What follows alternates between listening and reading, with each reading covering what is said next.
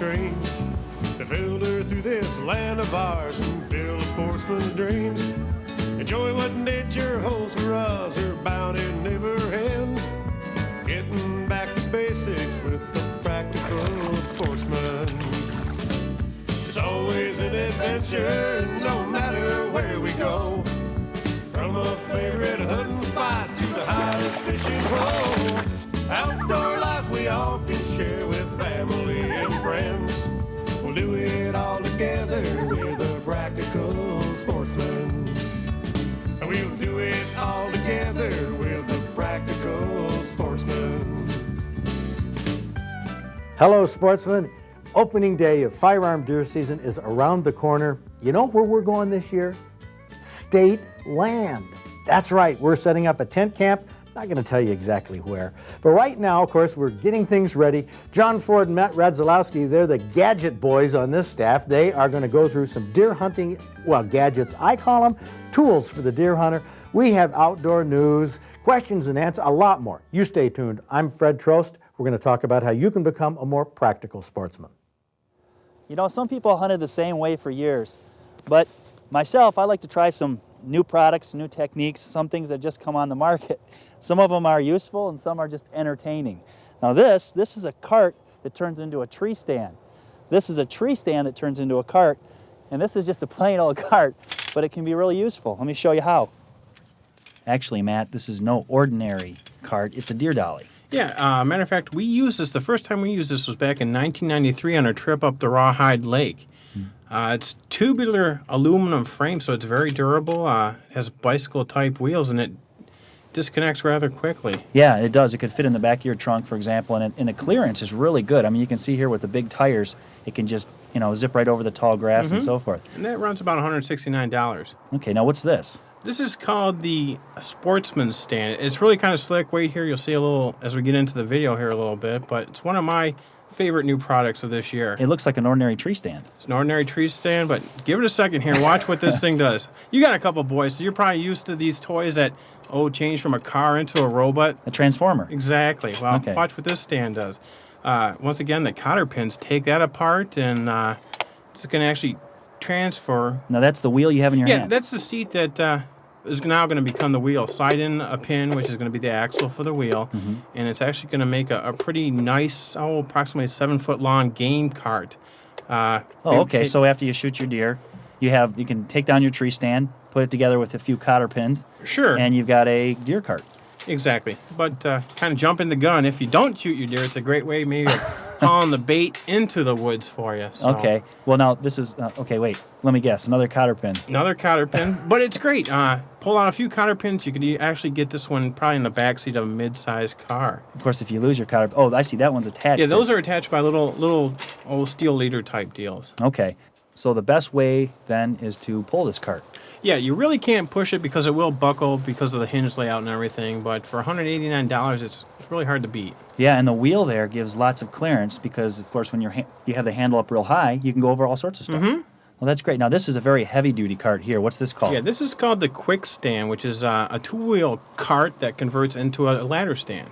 Well, that's neat. Now, this one looks like I'm really dragging weeds here. In fact, it was a little tough going through this stuff because it kept catching on each little thing. But if you're really good, look at only need one wheel. I only need one wheel. Of course, a lot of people, viewers in their 20s may recognize those wheels as off an old BMX bike. Very sturdy wheel, great for carrying it through the woods. And you need that because it's heavier overall, and then when you actually put some weight to it, it's going to be needs more load. We were kind of impressed with this. It's only a 10-foot ladder stand, but once you're up in it, it seems like it's much higher, and it's very sturdy too. That's right, and these wheels come off here. In fact, probably recommend that you take those off.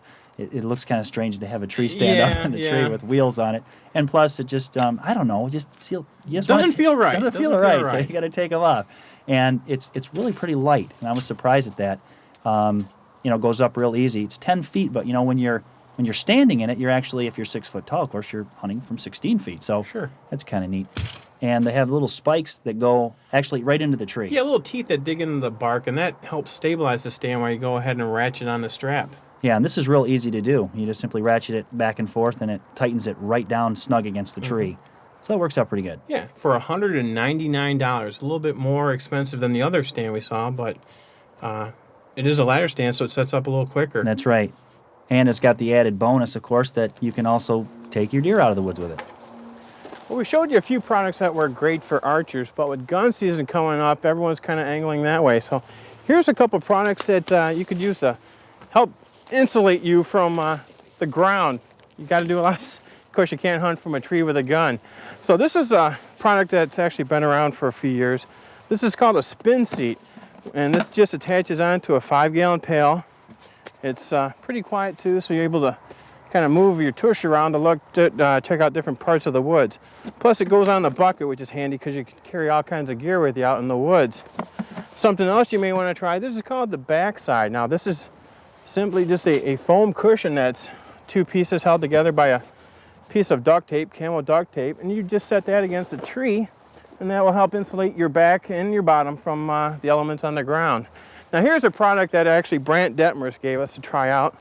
Brant helps us out with the show.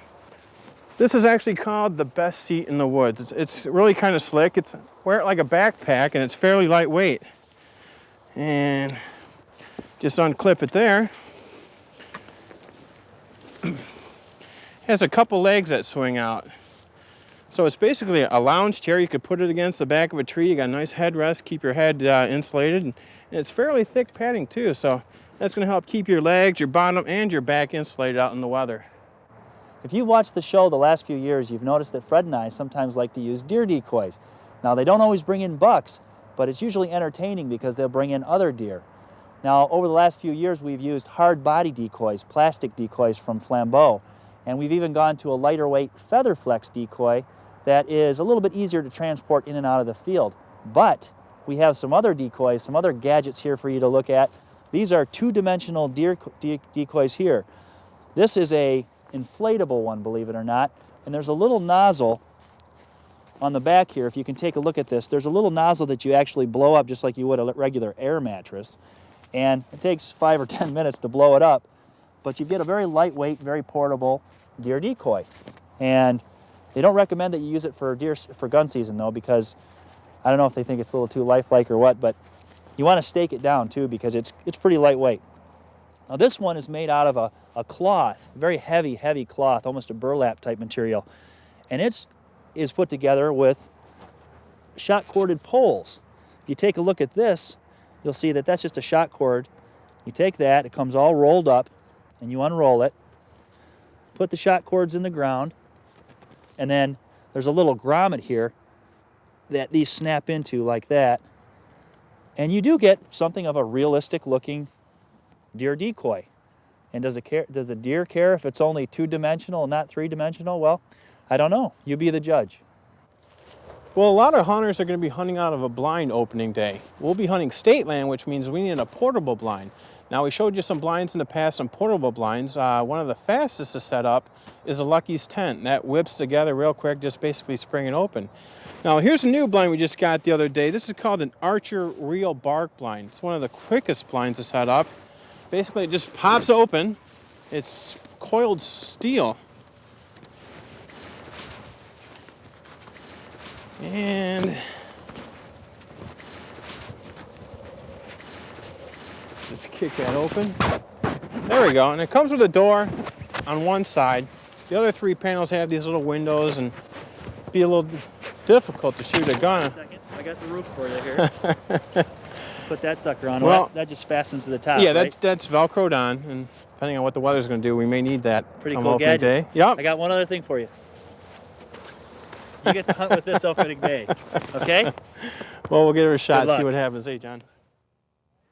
In the midst of all the hubbub of getting ready for deer season, I got a fax on Monday from Scott Schrant from Taylor, who's extremely upset. He just learned that a sign will be posted on the gate of the Point Mouillet Public Gun Range at the end of the day on November 14th. That sign will say, "Closed permanently." Now, Scott is upset because he and his friends shoot at the range regularly, but they had no idea, no warning, no hint that the range was going to be closed until this week. Now, this isn't a private range. It's a public trap, skeet, rifle, and pistol range that the DNR has administered since the 1970s. It serves shooters in Wayne and Monroe counties. And the other closest public range is Bald Mountain, which is 90 minutes away in Oakland County. Now, what really bugs Scott is that the DNR decided to close this range permanently without any public hearings, any meetings, let alone a public announcement to allow the public or the users of the range to ask questions or voice their concerns. Well, Scott was told by the DNR that the DNR was closing the range to settle a lawsuit brought by an irate neighbor. Now, this lawsuit wasn't based on noise or safety.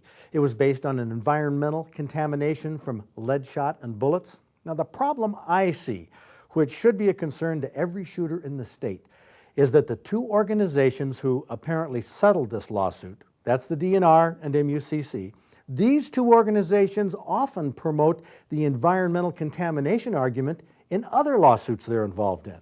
Now, MUCC identifies itself as an environmental organization. It involves itself with lawsuits trying to shut down businesses that they say are contaminating the environment. And by the same token, one of the DNR's jobs is to protect uplands and wetlands from environmental contamination. So my question is, which hats were the DNR and MUCC wearing when they settled this lawsuit that closed down this public gun range? Were they wearing their environmental hats, or were they wearing their public gun range hats? Now, how does the public know if the settlement they made was in the best interest of gun ranges and the best interest of the public who uses these ranges? Now, Scott told me that the DNR said to him that this settlement was done by MUCC. So Scott confronted an MUCC official who told him, quote, "Keep your mouth shut. If you stir up too much controversy, the DNR may decide to close all the public gun ranges," unquote. Well, I have 5 weeks before I graduate from law school. I'm really busy right now, but in December, I'm going to dig up the public records on this lawsuit, and I'm going to trace the involvement of the DNR and MUCC in closing the Point Mouillet range. The DNR and the MUCC working in the dark, not telling sportsmen and not telling the public what's going on when it comes to shutting down gun ranges for alleged environmental contamination. This has got to stop. In December, on behalf of the Michigan Sportsman Development Association and on the behalf of you, the shooting public, I'll be on it. One activity that has become popular for attracting deer is setting out bait. Piles of carrots, apples, sugar beets. But baiting really has its roots in a similar activity for fishing where it's called chumming. You don't hear much about chumming in freshwater because it's mainly done for ocean fish, but Professor Finns occasionally is asked the question, does chumming work in Michigan?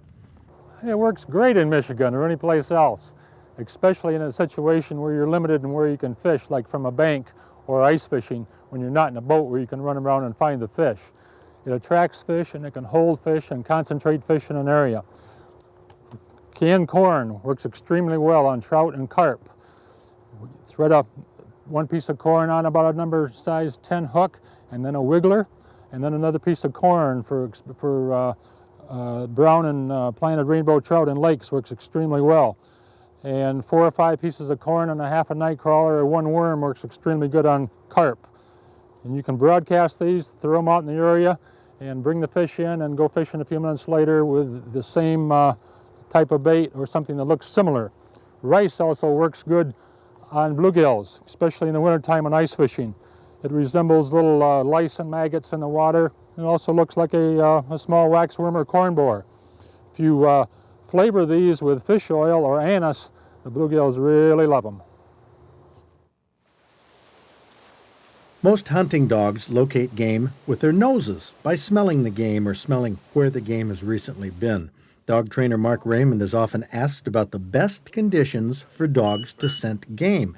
And at this time of year, hunters wonder, is it easier or tougher for a pointer or setter to locate birds when there's snow on the ground? It's a lot easier for a dog to pick up scent of a bird on snow cover. The snow is covering everything else. Your ground, your grass, everything has a scent, especially your grass when it's green.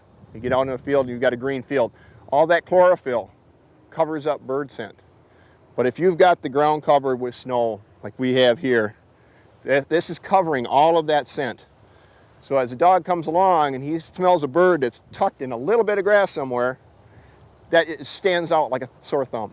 He can run along and pick that up 50 yards away, where if he had ground cover, he might be 10 or 15 foot from that bird before he'd lock on a point. I've seen dogs do it at 50 yards or even further. with snow cover because that wind just drifts across this snow. And there's almost no other scent out there but that bird scent. Everything else is cold, frozen, and covered. Viewers often have questions of law about things they see on this show.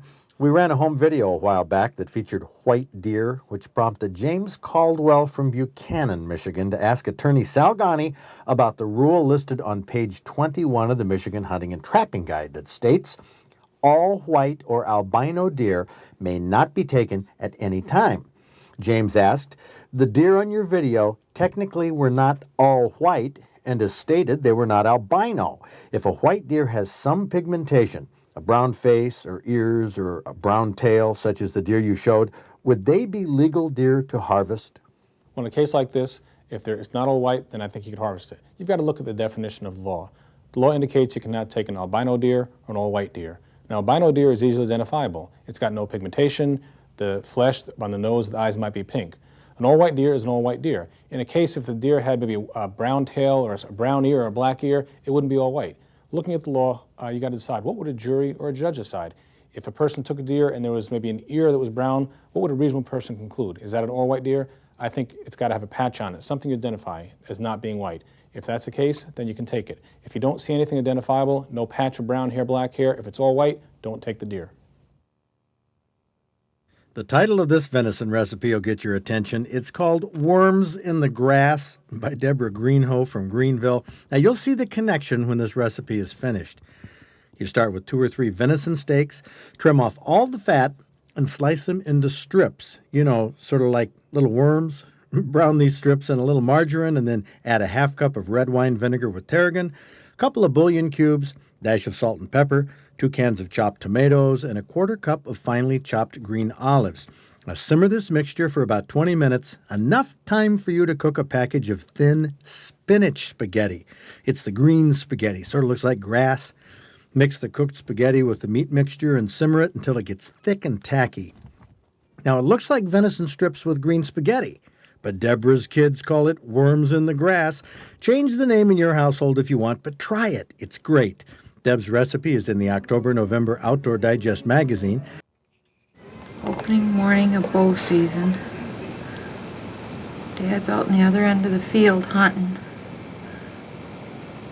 And I've got 4 bucks fighting in the front yard. Well, Sue Root from West Branch was definitely right about the 4 bucks, but the fighting part, I don't know that they were really fighting. I mean, they were sparring for sure, and that's what smaller bucks do in the fall because there's not much else for them to do during mating season.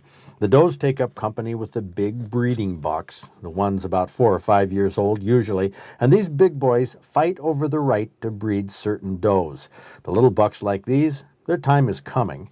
Now, the big buck in this group in Sue Root's yard is a small buck compared to the ones chasing the does back in the swamps. This tape here was taken later in October. There's the 7-point. And he's got 3 other buddies here. All bucks. Chowing at the feed pile. Sue and Bob Root put out quite a feeding station in their yard, and they keep it filled all winter. On November 9th of last year, which is just about 1 year ago exactly, there was snow on the ground in West Branch where the Roots live, and a bigger buck, a 10-point, would visit the feed pile.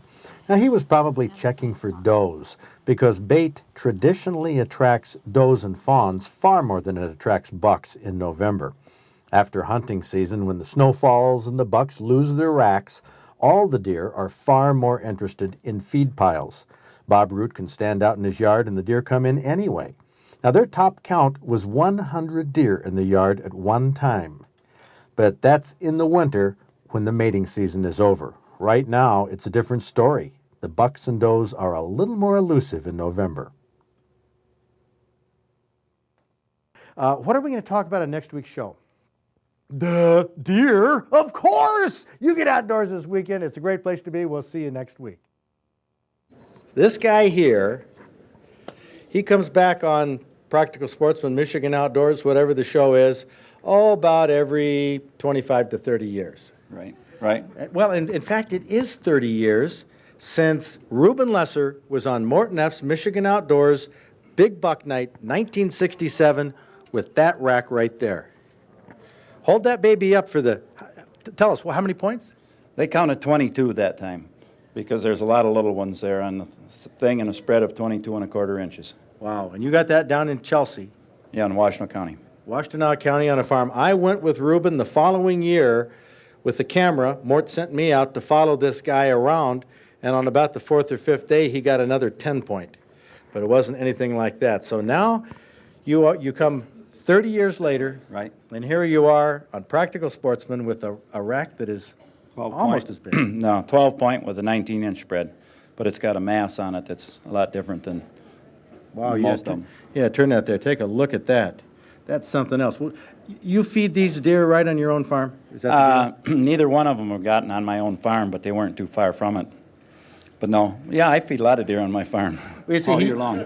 Yeah, you ought to know how to do it. The man has about 150 cattle, which, what do you do with these cattle? What do you call it? I fatten them, finish them out. Finishes them out and fattens them, which I think you do the same thing with the deer. What was the story on this one this year? This deer, there was some people hunting about a mile from me, and they jumped him. And in the morning at about 10 o'clock, which was the last day of season, in gun season, November, he came across the creek, and when I saw him, I knew it was the particular buck that my friend of mine had seen earlier in the season one time. He stood about 35 yards off from me in the brush, and I could see his head and his horns and part of his body. And I thought for sure that I could get a shot through the brush. Well, I shot 4 times at him standing till he ran. I never touched him. And he went into an area where we could hunt, that we had permission to hunt. And at 2 o'clock in the afternoon, well, we went back into this area, and they jumped him again at 2 o'clock and brought him out to me, which was 109 yards off, and I took him right through the front shoulders. Wow, one shot, huh? Yes. See, the funny thing is, when I was with the camera with Reuben Lesser in 1968, or 68 or 69. 68. It was 68. When that 10-point came across the field, Reuben Lesser shot 4 times and missed. And that buck stopped right by the fence line. I swung the camera around for Reuben's last shot, and he got him. Correct. You have a flair for drama. Well, you know, just have to be lucky lots of times. Yes, you do. Well, look at Reuben Lesser's accomplishment. This man has been on outdoor programs now for 30 years with his big bucks. Reuben Lesser from Chelsea, you're quite the man. Thank you. Congratulations.